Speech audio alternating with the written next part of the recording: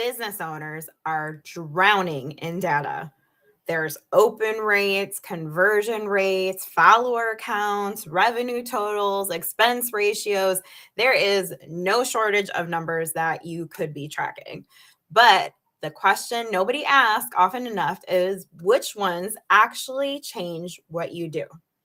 Because tracking a number that doesn't inform a decision isn't insight, it's just noise. And there's a lot of that. So today we're cutting through the noise. I'm Megan Schwan, your accounting sidekick. This is Profit Points, where we help you focus on the numbers that actually move the needle. So let's find yours. Most business owners either track too much and end up paralyzed by the sheer volume of information. Ever hear of analysis paralysis? Or they they have too little tracking. And then they rely on gut feeling and bank balance checks.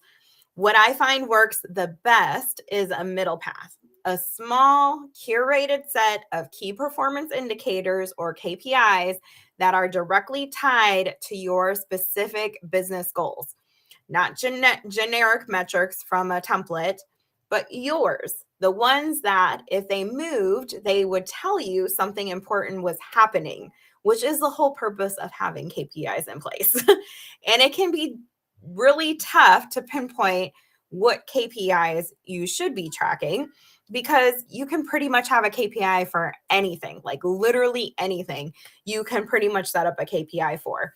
So because of that, I want to walk you through 5 financial KPIs that matter for pretty much every small business. The first one, especially for service-based businesses, is monthly recurring revenue, or MRR for short. This metric tracks how much reliable, predictable revenue are you generating each month. It takes away your one-time projects, and it really shows your stable financial base, which is important, especially for decision-making. Having that monthly recurring revenue, that's revenue you can depend on. So then you can make decisions based off of that. And then all of the projects and things that are one time are really just on top of that, right? So that's the first one, monthly recurring revenue, or MRR. The second KPI or metric that you can track is your profit margin. We've talked about this before. It's your net profit divided by your revenue. This is your true health indicator. Are you keeping enough of what you make? And we've iterated on this many times in the past because we're Profit Points and we talk about profitability. The truth is if your business isn't profitable, then everything else will eventually collapse. So keeping a pulse on where it is and where it's been can be so helpful for identifying how your business decisions and activities affect your profitability. And sometimes your business might be at a loss, and that's okay too. The thing that you're wanting to track, even if you have a loss, is that the loss is getting smaller and you're approaching profitability. Okay, so third is the client acquisition cost, or your CAC. How much does it cost you in marketing, time, and tools to bring on one new client? You can get this information from a number of different places. If you have a POS system, if you have your books in order, you can look at what those costs are and then divide it by the number of new clients that you got in a period of time. If you don't know this, you're probably either overspending on marketing or underselling its value. So the client acquisition cost can help you make good decisions about what you're spending your time on and what your marketing cost is, and then also what investments to make in marketing, because there's a lot of different things you can do with marketing. Not saying any of them are bad, but you need to be informed. So CAC, or your client acquisition cost, is number 3. Your fourth one is your average revenue per client. You want to divide your total revenue by the number of active clients. Is this number growing, staying flat? Is it declining? It tells you whether your pricing and upsell strategies are working. And if you aren't tracking this, you can get that information to figure that out. Upselling is important as well. So when's the last time you went back to look at what your current clients are, and is there any other opportunities to help serve them. It doesn't need to be as frequent as of a KPI. Same thing with the client acquisition cost. I would say at least quarterly or even on a semi-annual basis are these KPIs can be tracked.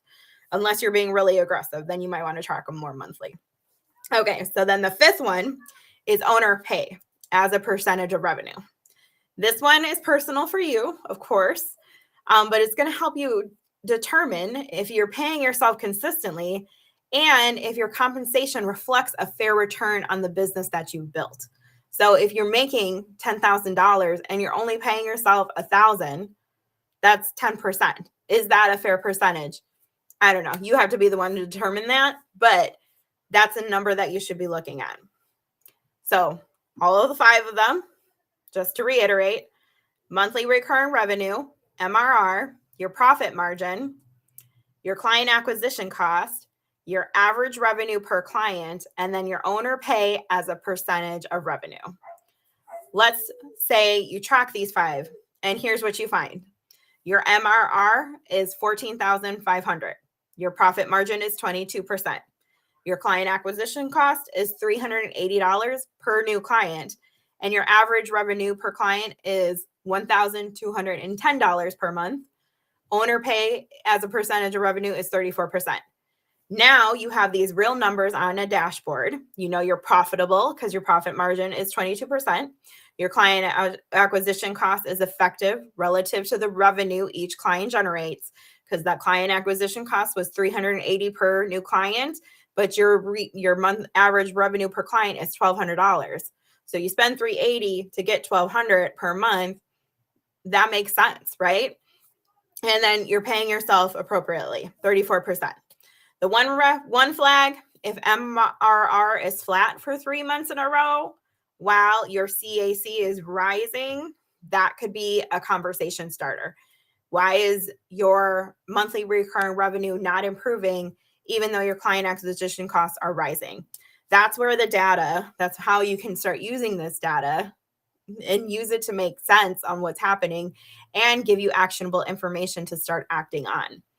So this week, because we always have to have an action step, this week, pick 3 of the 5 KPIs and calculate them for last month. Write them down, and that's your dashboard. Then next month, track the same 3-month KPIs, or track the same KPIs for next month. The power isn't any one month's number, it's seeing the trends. Which is what I talk about too, of comparing where you have been to where you are. Really is helpful to being able to bring that data together, even in your monthly reports. The truth is you don't need 30 metrics. You just need 3 to 5 that you can actually understand and actually watch and actually start to use. The goal isn't to track everything. The goal is to know the right things, because too much information is going to be detrimental. So we got to find that happy medium. If you're not sure which KPIs are most relevant to your specific business, that's a great reason to have a strategy call with me. So book yours today. You can go to chatwithmeg.com. Let me put that up on the screen if you're watching. Chatwithmeg.com takes you to my website where you can book a call. No pressure, just a conversation. You'll walk away with something, I promise. All right, so that's it for today, and I will talk to you next time. Have a good one.